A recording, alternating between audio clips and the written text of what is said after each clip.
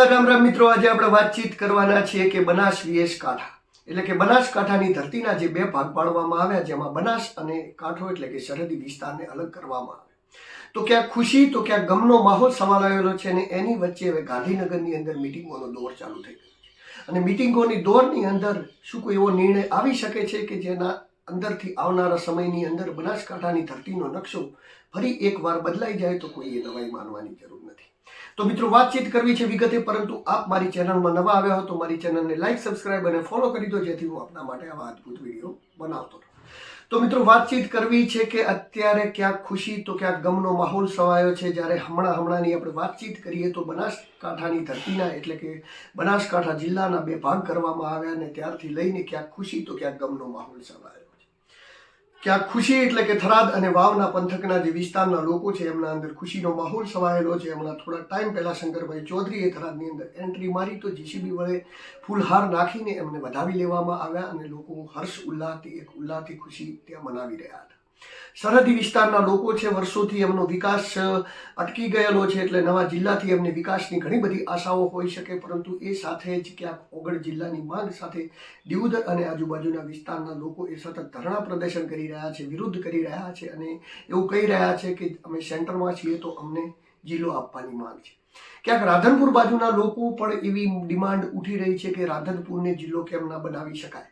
જો થરાદ સરહદી વિસ્તારમાં આવે છે તો રાધનપુર, રાપર અને કચ્છના અમુક તાલુકાઓ પણ એ જ સરહદી વિસ્તારમાં આવે છે, તો એ કહી રહ્યા છે કે અમને કેમ જિલ્લો ના બનાવી શકાય.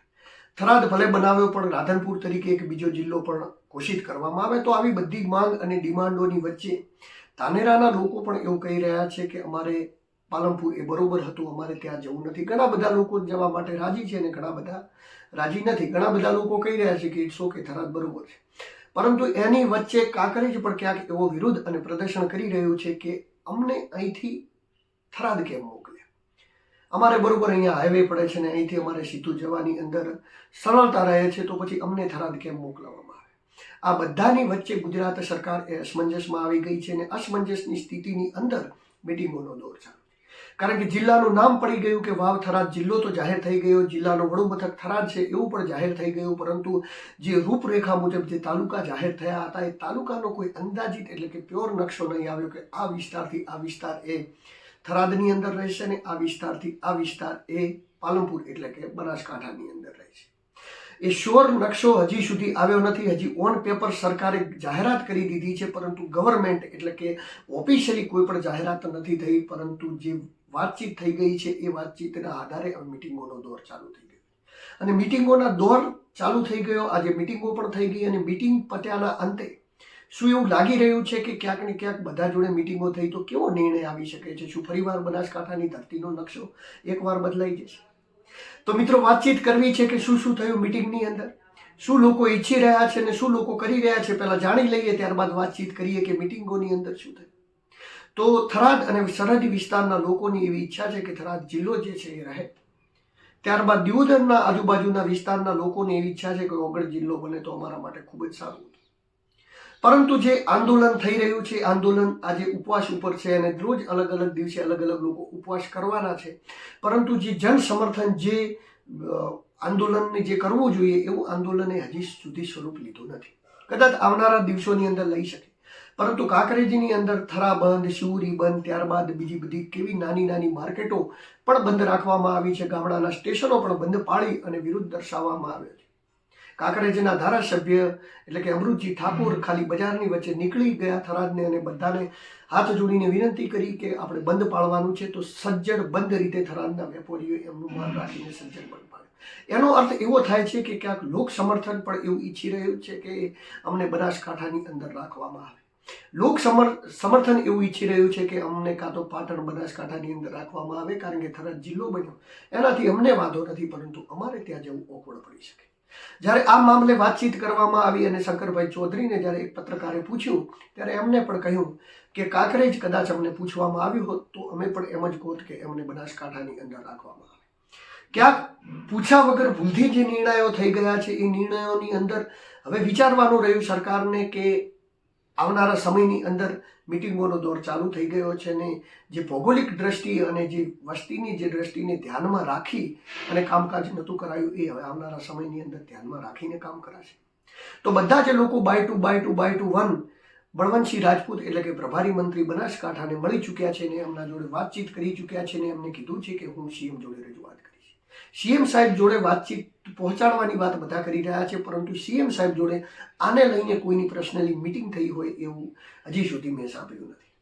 અને બળવંતસિંહ રાજપૂત જે મિટિંગ લઈ રહ્યા છે, મિટિંગની અંદર એમને ઘણા બધા આગેવાનોને બોલાવ્યા, જેમાં ધાનેરાના આગેવાનો હતા, દિયોદરના આગેવાનો હતા, કાંકરેજના આગેવાનો હતા, અને જે આગેવાનોનો પ્રશ્ન હતો ભાજપના આગેવાનો પણ હતા, એ બધા જ બાય ટુ બાય 1 બળવંતસિંહ રાજપૂતને મળી રહ્યા છે ને રજૂઆત કરી રહ્યા છે. તો શું છે બધાના પ્રશ્નો અલગ અલગ રીતે સાંભળીશું. માવજીભાઈ દેસાઈ જ્યારે મળ્યા ત્યારે એમને કહ્યું કે ધાનેરાનો ઘણો બધો વિસ્તાર નારાજ છે ને કહી રહ્યો છે કે બનાસકાંઠાની સાથે રાખવામાં આવે, એટલે અમારે એ જગ્યાએ નથી જવું, અમને બનાસકાંઠાની સાથે રાખવામાં.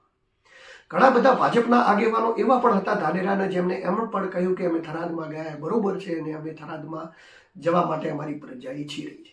પરંતુ એ આગેવાનોનો પોતપોતાનો મત હોઈ શકે છે. પ્રજા શું ઈચ્છે છે એ પ્રજાને જ્યારે પૂછો ત્યારે જ ખબર પડે. પરંતુ ત્યારબાદ વાતચીત કરીએ તો કાંકરેજના ધારાસભ્ય પણ પ્રભારી મંત્રીને મળ્યા, બળવંતસિંહ રાજપૂતને મળ્યા, અને એમને વાતચીત રજૂઆત સાંભળીને કહ્યું કે અમે સીએમ સાહેબ જોડે રજૂઆત કરીશું, એટલે કે ભૂપેન્દ્રભાઈ પટેલ જોડે અમે રજૂઆત કરીશું, ને કોકરેજને લઈ અને પણ એમના જોડે મુલાકાત થઈ ચૂકી છે. ત્યારબાદ વાતચીત કરીએ તો કેશાજી ચૌહાણ આમ તો અહીંથી મળવા માટે તો ગયા હતા સીએમ સાહેબને, પરંતુ સીએમ સાહેબ તો એમને ન મળ્યા, પરંતુ બળવંતસિંહ રાજપૂત જોડે એમની મિટિંગ થઈ અને એમને કીધું કે જે આંદોલન લોકો કરી રહ્યા છે એમના માટે પણ કંઈક ને કંઈક વિચારવામાં આવશે. હવે જિલ્લો એક જ બન્યો છે, એની અંદર બધા જ લોકોનું તો કેવી રીતે તમે વિચારી શકશો? બધા જ લોકોને ફાયદો કરાવે એવું કામ તો તમે કેવી રીતે કરી શકશો? પરંતુ જે જિલ્લો બન્યો એનાથી એક વસ્તુ તો સારી થવા જઈ રહી છે કે જે સરહદી વિસ્તાર છે, વાવ, ત્યારબાદ થરાદ અને સુઈગામ, એ લોકોને ખરેખર વિકાસની ખૂબ જ જરૂર છે. અને જો જિલ્લો બન્યા પછી એ લોકોનો વિકાસ થાય ને તો એ સૌથી મોટી વાત કહેવાય, કારણ કે એ લોકો વિકાસથી વંચિત છે, એ લોકો પાણીથી વંચિત છે, એ લોકો અત્યારે આઝાદીના આટલા વર્ષો પછી ઘણા બધા ગામડાઓની પરિસ્થિતિ એટલી બધી વિકટ છે, જ્યારે આપણે ગ્રાઉન્ડ ઉપર જાવ ત્યારે આપણે ખબર પડે તો આપણે પણ એવું લાગે કે સહી માયનામાં વિકાસની જરૂર આ લોકોને. જે થોડા વિકાસશીલ છે એમને કદાચ ઓછું હશે, આઘા પાછું હશે તો ચાલશે. તો જે જિલ્લો બન્યો છે, જિલ્લાથી એ જે તાલુકાઓનો વિકાસ થવાનો છે એ તો વાત રાઈટ છે, પરંતુ એવું ને એવું ક્યાંક ધ્યાનમાં રાખવાનું હતું કે જે કચ્છ જિલ્લો છે એનો જે રાપર તાલુકાના ગામ જે સાદલપુર અને રાધનપુર બાજુ આવેલા છે, બધા જ લોકોને કચ્છ જિલ્લો એટલે કે ભુજ સેન્ટર ત્યાંથી 200 અને 230 કિલોમીટર દૂર પડે છે.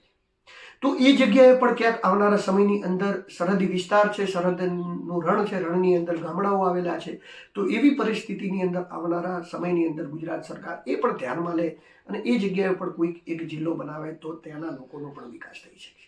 પરંતુ એ તો આવનારા સમયમાં રહ્યું. પરંતુ વાતચીત જ્યારે આપણે અહીંયા અટકી હોય ત્યારે ઓગળના લોકો એટલે કે દિયોદરની આજુબાજુ વિસ્તારના લોકો જે સતત માંગ કરી રહ્યા છે ઓગળ જિલ્લાની અંદર, એની પણ ચર્ચા થઈ.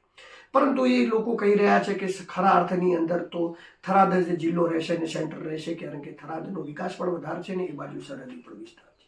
હા, ઓગળ સેન્ટરમાં પડે છે, એને કોઈ નકારી નથી શકતું, પરંતુ દિયોદર હજી નાનું સેન્ટર છે. આવી બધી વાતચીતો કહીને એ વાતને ક્યાંક સાઇડલાઇન કરવામાં આવી રહી છે.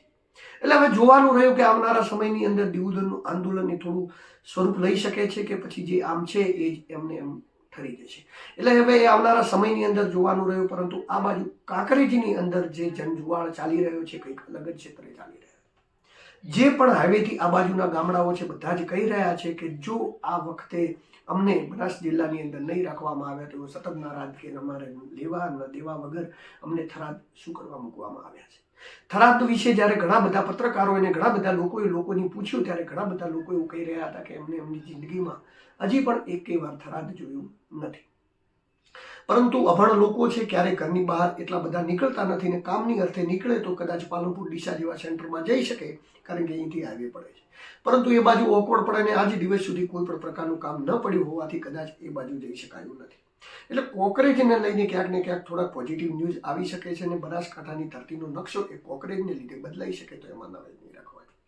કારણ કે કોકરેજને લઈને એટલે પોઝિટિવ ન્યૂઝ આવી શકે છે કે કોકરેજ આમ પણ સરહદી વિસ્તાર જેવું થઈ જાય છે, કોર્નરમાં પડે છે, સૌથી એન્ડમાં છે. પાલનપુરના પણ સૌથી એન્ડમાં છે, થરાદના પણ સૌથી એન્ડમાં છે, પરંતુ તેમ છતાં પણ પાલનપુર કદાચ સરળતા રહે હાઈવેના માધ્યમથી તો એ વિચારીને કદાચ કોકરેજને ફરીવાર એમાં આરપેર કરી શકાય છે. અને જો આવું થશે તો નકશામાં 100% તફાવતો થવાના છે. બાકી જે થરાદ જિલ્લો જાહેર થઈ રહ્યો છે એ 100%ની વાત છે. થરાદ જિલ્લો બની ગયો છે. વડુ મથક પણ થરાદ જ રહેવાનું છે ને એની અંદર કોઈ પણ હારફેર કરવાની અંદર અત્યારે સરકાર મૂડમાં ના હોય એવું લાગી રહ્યું છે. પછી લોકોની માંગ છે, લોકોની ડિમાન્ડો છે, પરંતુ જે વિસ્તારને સરહદી વિસ્તારને જિલ્લાની જરૂર હતી એ વિસ્તારના લોકો તો આજે ખુશી મનાવી રહ્યા છે. અને એના ઘણી બધી જગ્યાએ જિલ્લાની અંદર જે ચાલી રહ્યું છે કે જ્યારે શંકરભાઈ ચૌધરી એ થરાદ જિલ્લાની અંદર આવ્યા ત્યારે ધામધૂમ ઢોલ નગાડા અને ફૂલ હાર એ પણ જીસીબી સાથે એમને વધાવી લેવામાં આવ્યા. એ જ રીતે જ્યારે કોકરેજના ધારાસભ્ય એ થરાની બજારમાં નીકળ્યા અને ખાલી બે હાથ જોડીને એક વિનંતીથી સમગ્ર થરાદની લોકોએ બજારને બંધ કરી દીધી. એ જ રીતે ધાનેરાના ધારાસભ્ય પણ જ્યારે રસ્તા ઉપર આવ્યા ત્યારે અમને પણ જનજુવાળ સમર્થન મળ્યું. ઓગળ જિલ્લાની વાતચીત કરતા જ્યારે કેસાજીએ જે સમિતિ હતી એમના સમર્થનમાં કહ્યું કે ઓગળ જિલ્લાને પણ મેં જિલ્લો બનાવવા માટે ઘણી સમય પહેલી સરકારને રજૂઆત કરી છે, ત્યારે ત્યાંના લોકો પણ ઉત્સાહથી આંદોલન તરફ જોડાયા. હવે અલગ અલગ ભૌગોલિક પરિસ્થિતિ મુજબ અલગ અલગ જગ્યાએ અલગ અલગ પ્રકારનું કામકાજ ચાલી રહ્યું છે અને આ બધું જ કામકાજને જોતા આવનારા સમયની અંદર સરકાર શું નિર્ણય લેશે તો સરકાર ઉપર ડિપેન્ડ કરે છે. પરંતુ બળવંતસિંહ રાજપૂત એટલે કે પ્રભારી મંત્રી બનાસકાંઠા અને કેબિનેટ મંત્રી ગુજરાત સરકાર જોડે ઘણા બધા લોકોની મુલાકાતો થઈ ચૂકી છે, વાતચીતો થઈ ચૂકી છે અને વાતચીતોના આધારે હવે ભૌગોલિક અને વસ્તીના આધાર રાખી અને બનાસકાંઠાની ધરતીનો નકશો બદલાઈ જાય તો એમાં કોઈએ નવાઈ નહીં માનવાની, કારણ કે એ હવે થઈ શકે છે.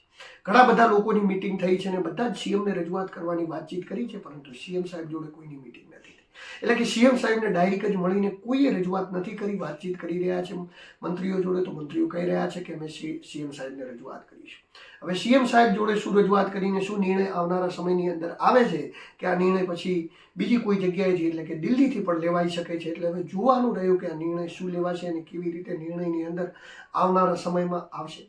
પરંતુ અત્યારે તો રોચક પરિસ્થિતિ બનેલી છે કે બનાસકાંઠાની અંદરથી વિભાજન કરી અને બનાસ અને કાંઠા એટલે કે કાંઠો એટલે કે સરહદીને બનાસ એટલે બનાસ નદી બે વિસ્તારોને અલગ અલગ કરી દેવામાં આવ્યા. પરંતુ એ વિસ્તારોને જે અલગ અલગ કરવામાં આવ્યા એનાથી જે કોઠા એટલે કે સરહદી વિસ્તારની અંદર ક્યાંક ખુશીનો માહોલ છવાઈ ગયો છે તો ક્યાંક બનાસની ભૌગોલિક પરિસ્થિતિથી જોડાયેલા લોકો નારાજ ચાલી રહ્યા છે. તો એ બધું જ જોવાનું રહ્યું આવનારા સમયની અંદર શું પરિવર્તન આવે છે અને શું આ દિશાની અંદર સરકાર કેવા પગલાં ભરે છે એ પણ જોવાનું રહ્યું. પરંતુ આને લઈને અત્યાર સુધીની જે અપડેટ હતી એમાં અત્યારે મિટિંગનો દોર ચાલુ રહ્યો છે. નવા કોઈ સમાચાર અમારી સાથે પહોંચશે અને કોઈ પણ સમાચાર અમને મળશે કે આ વિષયની અંદર કોઈ નવો નિર્ણય લેવાઈ ગયો છે, કોઈ વાતચીત થઈ ગઈ છે તો તરત જ આપના સુધી પહોંચાડીશું. નમસ્કાર, રામ રામ, ઉદિલું.